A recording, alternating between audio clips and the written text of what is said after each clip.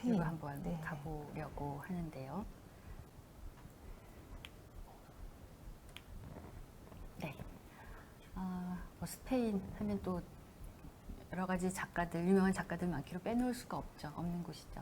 그런데 여기서 제가 한 가지 얘기드릴 에피소드는 이렇게 망가진 그림의 사례입니다. 혹시 한동안 뉴스에 이런 것들 나왔었는데요. 2012년에 80세였던 세실리아 할머니, 지금은 한 90세가 되셨겠네요. 이 세실리아 할머니가 늘 평생 다녔던 성당에 예수 그림이 저렇게 막 망가지고 있었어요. 그림이 떨어지고 색도 없어지고 할머니는 너무나 안타까웠던 나머지 이제 본인이 붓을 들고 나서셨죠. 그래서 떨어진 부분에 색을 막 칠하기 시작을 했고, 근데 이제 이게 쉽지 않은 것이 하다 보면 색이 뭉개지고 그쵸.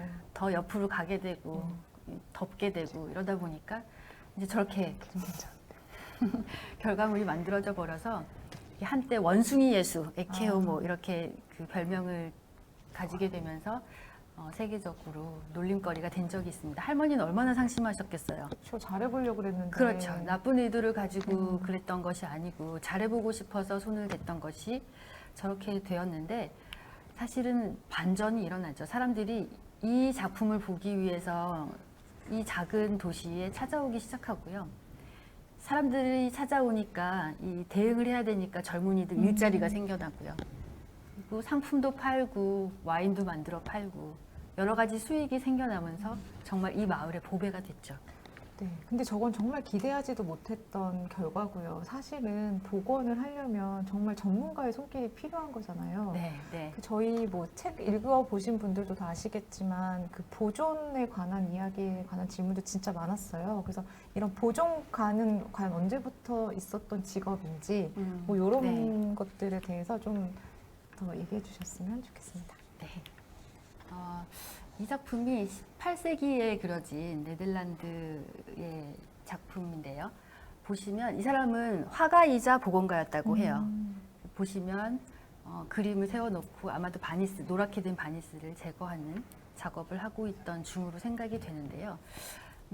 새로운 직업이 생겨난다는 건 사실은 그만큼 수요가 있어야, 그렇죠. 그렇죠. 일거리가 있어야 그것이 하나의 직업으로 자리를 잡게 되는 것인데 이 당시에 18세기에 베네치아 공화국, 지금 베니스겠죠.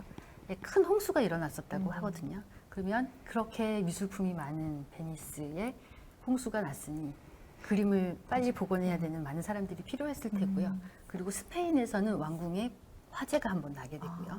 그래서 이런 그 사회적 배경 때문에 18세기 경에 유럽을 중심으로 해서 이런 것을 직업으로 가지는 사람들이 생겨난 것으로 생각을 하고 있어요. 보통 그래도 그림을 그리던 화가들이 많이 어쨌든 네. 전문가의 손길이 있으니까 그렇죠. 네네네. 저렇게 복원 활동도 많이 했을 것 같아요. 네네네.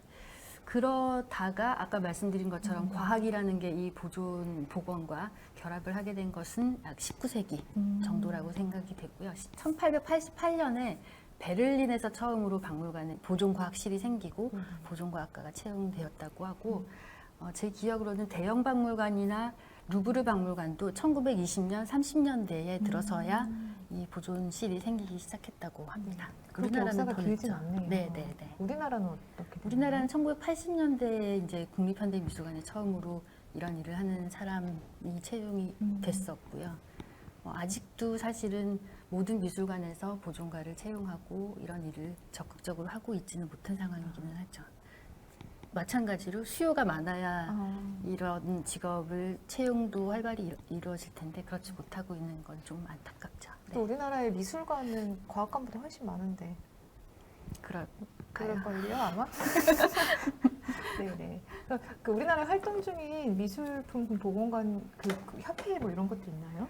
몇 명 정도 활동을 하고 있어요? 미술품 보존과 협회라고는 작은 규모는 없고요. 문화재 보존학회 뭐 이런 것을 뭐 박물관에서 이런 유물을 다루는 보존과학자들까지 포함을 해서 그런 협회들이 있습니다. 네. 그래서 제가 이 보존과학자 얘기를 하면서 몇 가지 이제 이 과학적인 것들이 도입된 배경. 여기 이 사진은 구두수성공의 사진인데요. 가운데 있는 건 여기에 자외선을 비추었을 때의 사진, 그리고 오른쪽에 있는 건 엑스레이를 찍었을 때의 사진이에요. 이제 자외선을 비추면 자외선은 파장이 굉장히 짧잖아요. 그래서 네네. 표면에 있는 물질과 반응을 해서 표면에 만약에 이물질 같은 것이 묻어 있다면 다르게 발광을 해서 보여주는 역할을 하고요. 저렇게 파랗게 뭔가 균등하게 표면을 덮고 있는 건 천연 수지로 만들어진 바니스가 칠해져 있다. 이런 것을 암시합니다. 그리고 오른쪽은 아까 그 방구 그림처럼 엑스레이를 찍어서 아래에 그려진 여인의 초상이 보이는 사례이고요. 근데 저렇게 자외선이나 엑스레이를 쬐는 것 자체가 작품에 뭔가 영향을 미치진 않나요? 막 오랫동안 그렇게 뭐 자외선을 쬐다면 문제가 되겠지만 저런 조사를 위해서는 잠깐 쬐는 거죠. 네. 그리고 이 미술품을 복원할 때 몇 가지 원칙이 있는 걸 설명을 드리고 싶은데요. 너무 당연한 얘기 같지만 작품을 만들어낸 작가, 화가의 원형을 존중하는 것입니다. 그래서 뭐 복원하는 사람 마음대로 색을 칠하지 않고 색을 바꾸지 않고요. 원래 작가가 그림을 완성했을 때의 모습, 그 모습으로 되돌리기 위한 노력을 하는 것입니다. 그러면서도 그 작품이 어떤 역사를 가지고 지금에 이르렀는지를 고민을 하는데요. 예를 들자면 아까 미켈란젤로의 벽화에 처음에 그 미켈란젤로가 그림을 그렸을 때는 모든 인물들이 신들이 다 나체였다고 하거든요. 나체상이었다고 해요. 그런데 이제 그것을 받아들이지 못했던 그 카톨릭에서 모든 사람들에게 다 옷을 입히기 시작했고요. 그러면 이제 지금 남아있는 건 옷을 입은 사람들이라면 우리가 되돌려야 하는 것은 그 모든 스토리는 다 뒤로 하고 처음에 나체를 그린 미켈란젤로의 그림일까요? 라는 질문을 가져야 하는 것이죠. 그래서 되돌려야 하는 시점, 그리고 되돌리면서도 끝까지 지켜야 되는 역사적인 그 이야기들은 무엇인지에 대해서 고민을 하고 처리를 해야 합니다. 그리고 또 한 가지는 처리를 할 때 사용하는 재료들이 늘 다시 처리가 될 수 있는 재료를 사용해야 한다는 원칙이 있어요. 이것은 지금 하는 처리가 처음이자 마지막이 아니고 언젠가는 다시 처리를 해야 될 시점이 오고 그때는 원래의 작품에는 전혀 해를 주지 않으면서 제거가 가능하도록 그런 재료를 사용해야 한다. 이런 그러면 원칙도 가지고 복원에 있습니다. 사용되었던 재료는 다시 말끔히 떼어질 수 있게끔 그렇죠. 하고 네. 원래를 다시 살리고 네, 또 네, 다른 보존가가 다시 처리를 할 수 할 수 있게끔. 있게끔 네. 그런 것까지 고려를 해서 해야 되는군요. 네, 네. 네. 네. 정말 과학이 필요하겠네요. 네. 그런 재료는 그러면 그러니까 과학이 발전하면 할수록 그 복원에 사용되는 재료들도 계속 달라질 것 같아요. 네, 많이 달라진 것 같고요. 그 많은 질문 중에 하나가 저렇게 지금 화면에서 보시는 것처럼 하얗게 된 부분이 원래 물감이 떨어져 나간 부분이잖아요. 네네. 그러면 저 부분에 색을 칠할 때는 저 원래 작가가 사용했던 노란색 물감 똑같은 걸 찾아서 칠해야 할까라는 네. 질문들을 많이 하거든요. 그러면 저 그 안료들을 다 분석을 해서 그러면 똑같은 예전의 물감을 찾아내야 할까라는 질문들을 많이 하시는데 사실은 그렇게까지 하면 굉장히 좋은 복원이 될 수도 있겠지만 그 원래 사용했던 작가의 재료도 시간이 흐르면서 변하죠. 그렇죠. 그래서 지금 똑같은 것을 찾아내서 거기에 더한다고 하더라도 그것은 새로운 그물질이지 이미 100년이 지난 그물질은 아니거든요. 그래서 어떻게 보면 제일 구하기 쉽고 그리고 사용을 했을 때에 처리를 하는 사람이나 그리고 작품에 해가 되지 않는 재료들 그런 것들을 주로 사용하는 그런 경향이 있습니다. 똑같은 것을 반드시 찾아내어서 처리를 할 수는 없는 현실이죠. 이 질문에 대해서도 네. 이 얘기에 대해서도 저희 그 달짝 동아리 회원님이 미스테리님께서 해주셨던 질문이랑 같은 내용인 것 같아요. 그러니까 네, 네, 같은 네, 재료를 맞아요. 더 이상 구하기 힘들 때 어떻게 하냐라고 했는데 지금 답변을 해주신 것 같네요. 네, 네, 네. 비슷한 물질, 맞습니다. 재현하기 좋은 물질을 다시 네, 새로 네, 찾아서 네, 네. 하는 것이라고. 네네. 그래서 기록이 굉장히 중요하다는 말을 많이 하는데요. 사진으로 그 전이 어땠는지, 처리하는 과정은 어땠는지, 처리를 하고 나서는 어땠는지를 남기는 거. 그리고 어떤 재료를 써서 어떻게 복원을 했다라는 기록을 잘 남겨두는 것이 굉장히 중요합니다. 그 저희 실험실에서 랩노트 쓰듯이 그렇게 적어가는 거죠. 네네네, 맞아요. 그러면 저 실험실 랩노트는 제가 졸업을 하고 나도 후배들이 와서 제 노트를 또 보면 다시 그 실험을 재현할 수 있는 정도로 자세히 쓰잖아요. 더 자세히 비슷한 그럴 것 같은데요. 그러면은 막 50년, 네. 100년 후에 보존가들이 다시 그 노트를 보고 다시 복원할 수도 있을 그런 얘기겠네요. 네, 네. 미술관에도 보면 아까 제가 1980년대에 네. 처음으로 보존가가 있었다고 했는데 그 당시에도 찍어 놓은 사진들 무엇으로 어떻게 처리를 했다라는 기록이 잘 남아 있어요. 네. 네, 네. 그런 것들도 이렇게 역사적으로 배우는 그러니까 전문적으로 배우는 과정이 있나요? 어떤 그 그렇게 기록을 과거의 복원 방법 기록의 역사를 보면서 그런 것까지 아직은 사실은 이 학문적인 영역이 넓은 것 같지는 않은데요. 굉장히 네. 재미있는 부분일 것 같기는 해요. 네네. 네. 너무 재밌어요. 네. 이제 1부 강연은 이제 내용이 거의 다 정리가 됐고요. 저희가 아까 말씀드렸던 제가 저희 과학관에서만 볼 수 있는 깜짝 이벤트, 강연에서 볼 수 있는 특별한 이벤트를 지금 시작하도록 하겠습니다. 저희 작가님이 특별히 18세기 유화 작품을 오늘 가지고 오셨어요. 네. 그래서 지금 강연하면서 정말 클리닝을 어떻게 하는지 보여주시겠습니다. 네. 지금 여기 제 앞에는 30cm, 가로 한 40, 세로 30cm 정도의 캔버스 유화가 하나 있고요.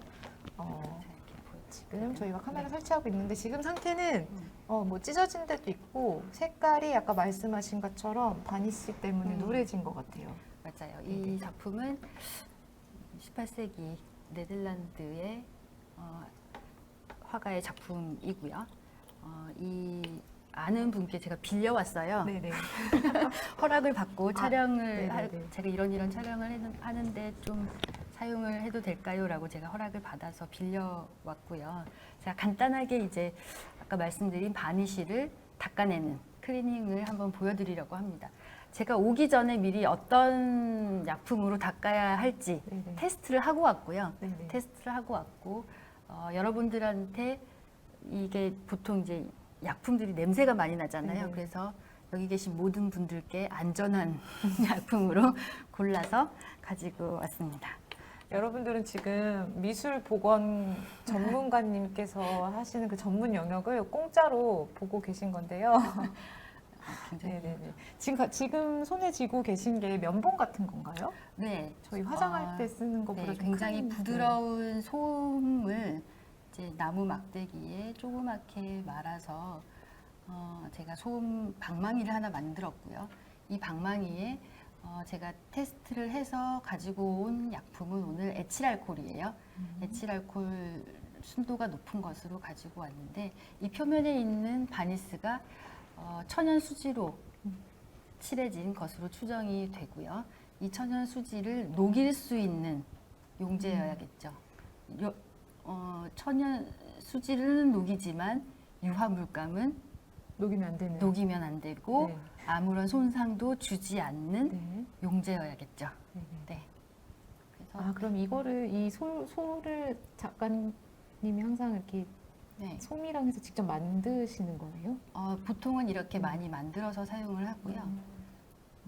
지금 제가 조금 빨리 손이 움직이면 지금 점점 밝은 네. 하늘이 나타나기 시작하는 것 같아요. 네. 그러면 잘 보이실런지 모르겠는데 솜 뭉치에는 이렇게 노란색이. 네, 노란색이 묻어서 나오겠죠. 이게 우와. 에칠알코올은 보통 저희 손소독제에도 많이 사용되는 그런 알코올 종류이고요. 음주 측정에서는 나올 수 있지만 여러분의 몸에는 크게 해가 되지 않는 알코올입니다. 그래서 지금 보면 하늘이 굉장히 뿌옇게 되어 있는데 이걸 노랗게 변한 바니스를 닦아내니까 파란색 하늘이 나오고 있죠. 아, 미세먼지 가득한 하늘이 점점 맑아지는 네. 것 같은 그런 느낌이에요. 네. 우와. 그러니까 이거 하는데 시간이 얼마나 걸리냐고 처음에 이제 네네. 방송하기 전에 물어보셨는데 이거는 정말 그 케이스 바이 케이스인 것 같기는 한데요. 이게 지금은 굉장히 잘 닦여 나가기는 네. 하지만 잘 안 닦이는 바니스들도 있고요. 음. 이렇게 닦아내기 위해서 좀 더 시간이 많이 걸리는 작품들도 있어요. 그래서 이렇게 정확하게 뭐 얼마 정도면 이 작품을 모두 처리할 수 있다라고 말씀드리기는 어렵지만 만약에 제가 아무것도 안 하고 오늘 이 자리에 앉아서 이것만 오늘 닦는다고 한다면 하루 정도면 될까요? 24시간이요? 아니면 근무 더 시간 걸릴까요? 기준 8시간일까요? 근무 시간 기준으로. 네네네. 네. 아, 이게 네. 지금 보니까 지금 구름 있는 부분은 유화 물감이 보이나요? 조금 더 어. 이렇게 두껍게 칠해져 있잖아요. 네네네. 그러면은 이렇게 울퉁불퉁한데 지금 표면이 네. 할 때 느낌이 이게 바니스야 물감이야 뭐 하실 것 같아요. 그렇기는 한데 네. 이 물감이 또 닦여 나올 때는 물감이 닦인다는 느낌이 딱 있어요. 그래서 그렇기도 하고 이제 만약에 닦인다면 여기 면봉에 하얀색 물감이나 파란색 물감이 묻어서 나오겠죠. 그럼 조금 찌끔하실 것 같아요. 그럼 안 해야죠. 그러면 멈추어야죠. 네. 지금 저희 고승준님이 네. 이렇게 이거 클리닝 하시다가 보건관님 손에 약품이 자주 묻으면 손이 많이 상하시겠다고 되게 걱정 어린 질문을 주셨어요. 네, 네. 네, 평소에 장갑 사용하시나요? 직접 약품을 이렇게 손으로 만지는 경우는 잘 없기 때문에 네. 장갑은 이제 작품을 만약에 제가 손으로 이렇게 많이 만져야 된다고 하면 제 손에 있는 땀이나 기름기가 여기에 뭐 손상을 줄 수도 있으니까 장갑을 끼겠지만 처리를 할 때 항상 장갑을 끼지는 않아요. 대신에 독한 약품을 쓸 때는 이 마스크를 쓰죠. 아, 네. 그 뭐 방독면까지는 아니어도 방독면을 쓰고 해야 되는 경우도 있어요. 그럴 땐 어떤 약품을 쓰나요? 그건 이제 뭐 발암 물질이 나오는 그런 아, 네, 유기용제들 그런 것을 써야 될 경우도 있답니다. 그렇군요. 네, 네. 신기한 세계예요. 조금 더 닦을까요, 말까요? 네, 지금 다들 너무 재밌어 하셔가지고. 정말요? 네. 그래서 약간 이게 성격일 텐데 이렇게 뭔가 지저분한 것에서 밝은 것을 만들어가는 게 굉장히 즐겁고 네. 편안한 느낌을 주더라고요. 이런 거 좋아하시는 분들이 있더라고요. 아, 저 제적성이 좀 맞을 것 같아요. 저 닦는 거 엄청 좋아하거든요. 네. 이 작품을 소유하고 계신 분이 작가님께 작품을 빌려드린 거는 네네네. 이런 의도가 있지 않았을까요? 아, 네. 내 작품이 살아서 돌아오겠구나. 네. 네. 지금 저희 질문 하나 들어왔는데 바다님이 이 닦을 때 느낌과 질감이 너무 궁금하다고 질문을 남겨주셨어요. 네. 느낌이 어떠신가요? 매끈매끈. 매끈하기보다는 약간 미세한 이 표면에 그 섬세함이 느껴져요. 그래서 붓터치 같은 것도 결이 이렇게 있고요. 네. 하얀 이 구름을 표현할 때 작가가 흰 물감을 붓에다 묻혀서 요렇게 어떤 느낌을 가지고 브러쉬 토크를 줄 때 그런 그 질감들이 좀 느껴진다고 할까요?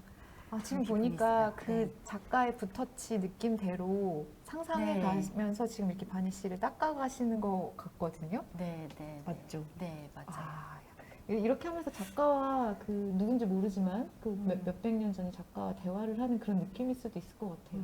네, 네. 멋지네요. 네. 아, 점점 하늘이 살아나고 있습니다. 네. 제가 아, 복원 ASMR 올리시면 공부할 때 딱일 것 같다는 준비해 보겠습니다. 전생이 하나뿐일 것 같아요. 그렇죠? 괜찮은데요. 네. 여기까지만 할까요? 네네네. 여기까지 하고 사실 그 책의 앞부분에 보면은 옛날에는 클리닝 할 때 막 침을 사용해서 하기도 했다고 하잖아요. 네, 네. 그 책에 보니까 침 속에 있는 뭐 아밀라제나 이런 효소들 때문에 되게 좋은 그 클리닝 재료라고 하셨는데 저희 이 책을 함께 읽었던 고등학생, 양서고등학교 염윤지 학생이 사실 사전에 이런 질문을 줬었어요. 그 침 속에 있는 세균이 작품에 영향을 주면 어떡하냐. 네, 피해에 비해 아니면 그런 피해에 비해서 먼지 제거 효과가 더 뛰어나서 침을 사용하는 건지 궁금하다고 했었거든요. 일단 침을 사용하는 게 꽤 굉장히 오래된 방법만은 아니에요. 왜냐하면 제가 공부를 할 때도 제가 여러 가지를 테스트를 해서 가장 좋은 방법을 찾는다고 말씀을 드렸는데 그 중에 굉장히 마일드한 방법 중에 하나가 침이었어요.